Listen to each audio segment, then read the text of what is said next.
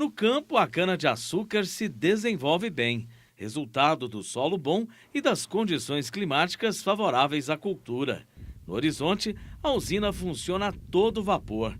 Apesar de aparentemente tudo ir bem, as projeções para a cana na região centro-sul do Brasil não são lá muito animadoras. Os dados apurados pela única União da Indústria de Cana-de-Açúcar e o monitoramento da lavoura a partir de imagens de satélite apontam para uma redução aproximada de 1,5% na área disponível para a colheita da safra 2017-2018.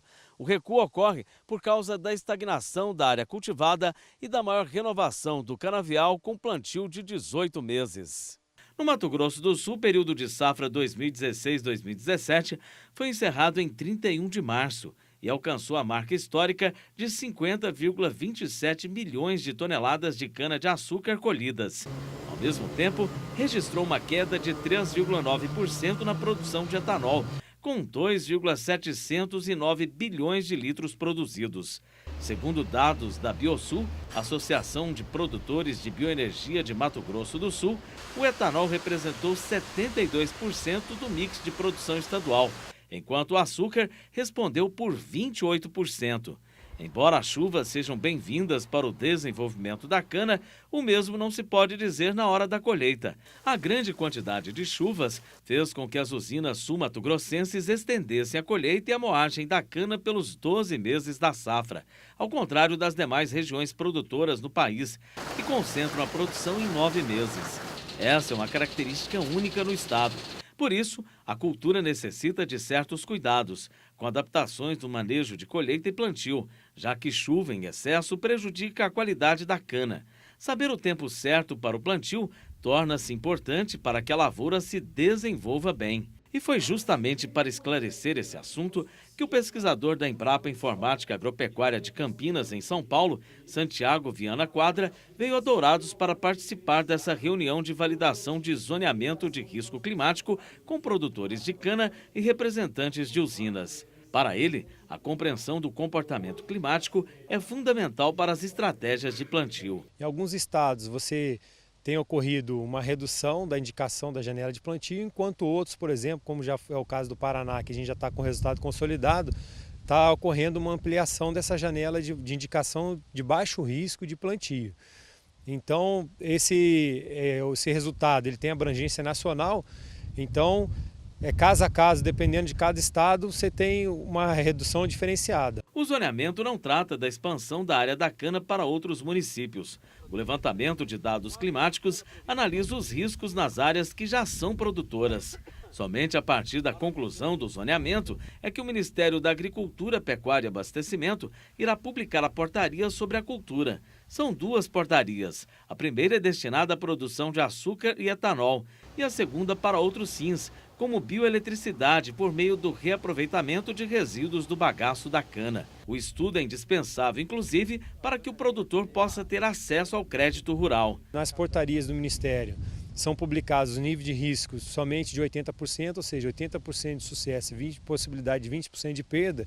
E agora a gente está fazendo uma avaliação de risco de 80%, 70% e 60% de risco também. Então a gente tem hoje riscos diferenciados no qual as seguradoras, o governo, ele pode determinar melhor a sua política em função desses riscos. Então você tem lá a lista para cada município e para cada tipo de solo também, quais são os períodos indicados para plantio, de forma que quando o produtor ele vai fazer uma tomada de crédito ou algum contrato junto ao banco ou uma seguradora, eles vão fazer a consulta dessa portaria e ver se aquela solicitação está em conformidade com o que está sendo indicado.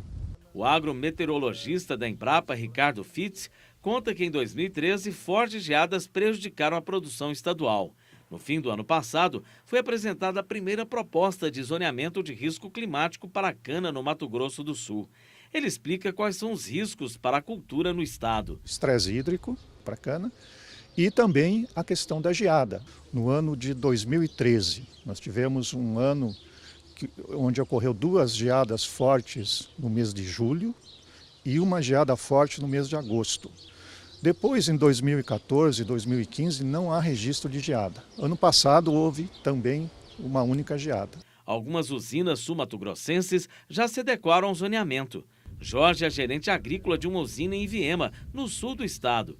Ele afirma que na empresa nunca houve perda por causa do clima. A gente tem seguido à risca as épocas de plantio recomendadas pela área técnica nossa e não temos histórico de perdas aí, até porque a gente acompanha a umidade do solo no dia a dia da operação de plantio. A gente não planta quando está muito seco e com isso aí a gente não tem perda.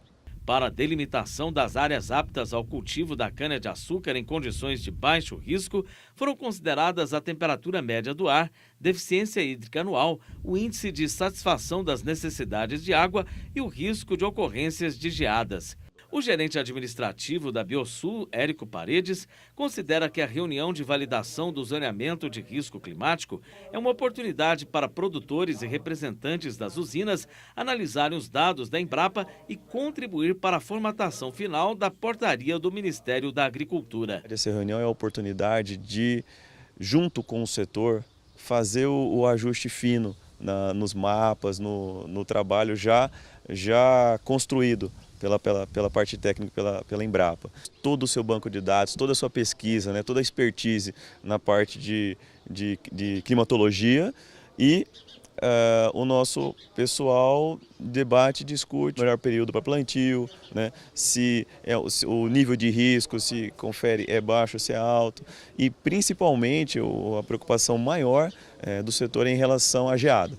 É importante estar com esse planejamento bastante discutido, né, e bastante debatido para diminuir risco.